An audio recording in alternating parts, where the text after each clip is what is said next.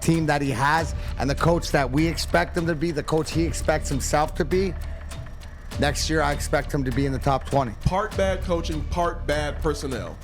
This year, I believe they have a better personnel, so if they're anything less than 6 wins, then you're going to start wondering, like, okay, what the heck is going on here? On paper, they have the potential, not saying they are, but on paper, they have the potential to be the best offense in the NFC North. If you get the Lions in the playoffs, you should have a statue built of you immediately. I'm always hyped when our Lions guy, Corey Woods, joins the show here on Big D Energy. And, Corey, you came sprinting into this studio, and I've seen you at Planet Fitness before. I know that you get it in. You came sprinting into this studio. This Dan Campbell 30th ranked coach stuff. Your thoughts? Well, first off, I always want to do this. This is for D-Mac. Finally, I've come back to Studio A and Big D Energy. All right, let's go ahead and get into it. So, what's the problem?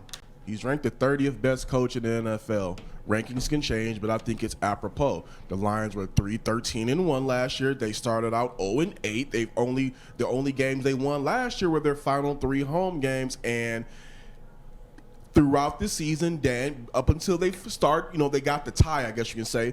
Throughout them first 8-9 games, they were a team that looked lost. Now, granted, they did have a lot of injuries go down. They lost pretty much their top 3 wide receivers by week 2, and they had a bevy of injuries, and there were times that Dan Campbell did look in over his head.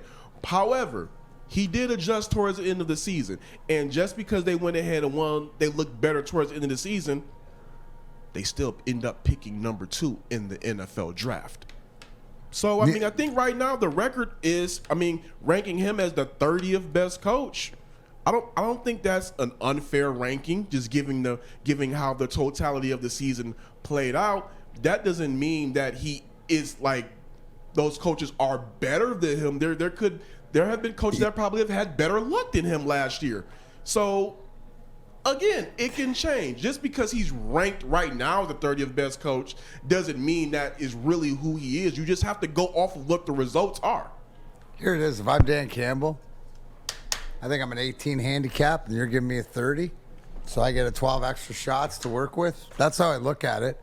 I look at it that from perspective from the outside, and Corey's exactly right.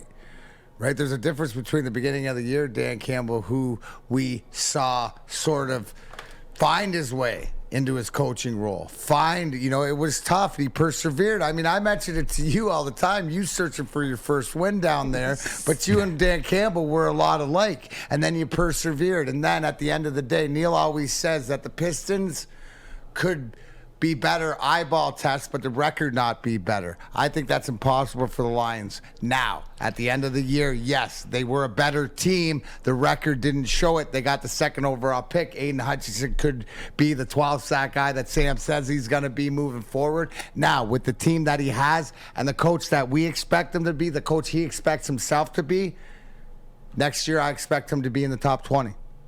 And that's a fair expectation. And that's where I think us as Lions fans, we don't take the disrespect because we understand why we're getting disrespected, or if that is a disrespect. But is that a disrespect, or is it that, hey, coach, the rest of the league thinks you're here, or whatever like that, we need to win some games? He'd be the first one going, we got to go to work, right? Yeah. And I don't think it's a slight. I think if, let's say, instead of 3-13-1, let's say the Lions went. Let's say they went 6-11. Yeah, 6-11. If he went 6-11, they have him ranked like 28th, 29th. Okay, then what the F? Come on. What are we doing here? But the guy, they went 3-13-1. They had the 2nd pick in the draft. The fact that they didn't have him ranked 31st out of 32 says something to me. Right. And, Kevin Bell says he made major in-game mistakes early on, like calling the timeout after they sacked Baltimore and things like that. And it was figured his way. It was rough. It was rough. It was rough. That's a kind way to put it. It was rough at times, because I remember having moments last year where I was looking around going, right, is he the guy? We're going to fire him? Is this just another? No. Is it that we do worse and stuff like that? Yeah, absolutely. But perseverance played through. And you know what, Corey? You were down there, but tell me, not once did the guys quit on him. And Not once did his team quit on him, which is enabled. It was like they're sitting in the locker room going, wow, they see it. He's trying his best. He's trying to figure it out. Never coached before, been around and stuff like this, but they believed in him. That's why the ranking doesn't bother me. Yes. That's why the ranking doesn't They bother me, believe because in the him. ranking is basically off of, okay, what have you done for me lately? What have you done for me lately is 3-13-1. That doesn't mean that he's a bad coach. I think last year was some bad coaching.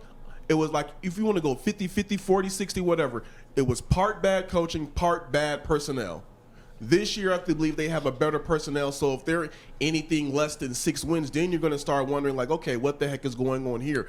Especially if they stay moderately healthy, because on paper, they have the potential. Not saying they are, but on paper they have the potential to be the best offense in the NFC North. I'm not going to go whole NFC. NFC North, they have the potential to be the best offense because of their whole entire wide receiving corps, their running back tandem, and whether you like him or not, Jared Goff is an above average, and that's B+ game manager. So when you add all that together, I believe that that's going to take Dan Campbell from that 30th ranking and catapult him somewhere into the 25. Who knows on how the record goes? He may go a little bit higher, but don't get bent all the shape over the rankings. Like D-Mac just said, last year, everything started off the rails, and then it started to pick back up. So I think that they kind of like maybe tried to average it out a little bit, and that's how he wound up at 30th and not maybe 31st. But don't pay too much attention to the rankings. I think it's just just based off of last year. Well, quick question. Dan Campbell, when he coached in Miami, was he interim coach? Yes. Interim. So technically an interim coach isn't he's the placeholder. Yeah, more or All less. right, Brandon, More or less. Just so you know, I knew he coached there, but it wasn't his team. Yeah, this is his first time really behind the wheel. Thank like you. Controlling Proving my every point. single Thank you. thing. Yeah, the Like, operation runs through you, bro. Yeah, like he's the guy. He's not the guy that stepping in, guiding the ship toward the end of the season, then hoping he gets called back. No, this is the guy that's hired. He's in his first hired head coaching position, having to take over a cluster, you know what, from Quinn Trisha. That's why I'm like, okay, you know what? This guy wasn't tasked with just turning the team around. He was tasked with turning around a culture, a damaged culture, and establish something that hasn't been. I'm kind of tongue-tied here, but he was charged with turning around a negative culture and then instilling a culture that the Lions have never seen. Along with Brad Holmes being charged with turning around a negative salary cap situation and a negative draft equity situation, turning it into a positive. No, there is no doubt. Here's a cool one for you guys. Boring cool. Dan Campbell has the 4th best odds to win Coach of the Year at 14-1, only behind Staley, DeBall, and Peterson. So, you know, it's... But there's room for yes. I think it is like because he's the upside of where he can go from and what's expected out of him. He's also got that multiplier. It's like diving, right? It's like diving. You get multiplication. He's playing with house money. Now he has a better roster, hoping for better health. Just off of that alone, I'm thinking, let's say you get Dan Campbell. Let's say the Lions get 9 to 10 wins. I think he's going to get that Coach of the Year. Just off of what they had to start off with and what he's built? I mean, and it's one of those things. You win 10 games, you're probably going to the playoffs. So exactly. if you get the Lions in the playoffs, you should have a statue built of you immediately. You know, there should be you could build a statue of every coach that took the Lions to the playoffs, and there'd be less statues than there are at Comerica Park. You know what I'm saying? Like that could just be the qualification, and that would be a very, very short row of statues. And look. These things are all true, okay? Brandon Katz says an interim coach makes decisions the same as a head coach. He was horrible in late game situations, made the wrong decision repeatedly, and does not understand situational football. And look, both things can be true, right? They got housed in some of those games at the beginning of the year. Oh, yeah, housed. And that did happen. And I know everybody focuses on the end of the year and what happened, but the beginning of the year did happen. You know, I know it is attached to the record. And that's what I'm saying. Look, I'm not trying to piss on everyone's parade or anything like that. I'm just saying I understand where CBSSports.com is coming from because it did happen. It happened. You can't erase it. That's Who's why offended by it, though? Yeah. No, I mean, I just saying a list that you're offended by. No, and no, it's not. It's one of those things, dude. It's July in talk sports right now. So you know, like I think it's interesting how this is what struck me about the topic was 30th ranked head coach to national people and stuff like that. but in Vegas, 4th best odds to be the coach of the year. So, like, when you ask the sub question, how fast can he climb the list? 3 months. Right. 3 months he can climb that list. That's why I said I think it's just really just based off of last year. Like, okay, last year, based off of what you did, you were the 30th best coach in the NFL.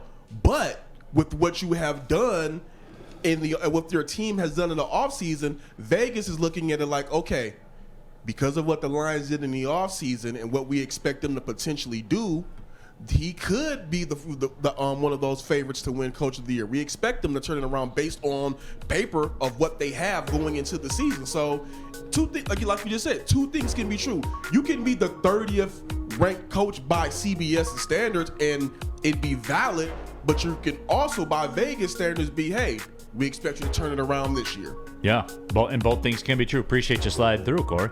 Thank you. Man, you came sprinting in here, bro.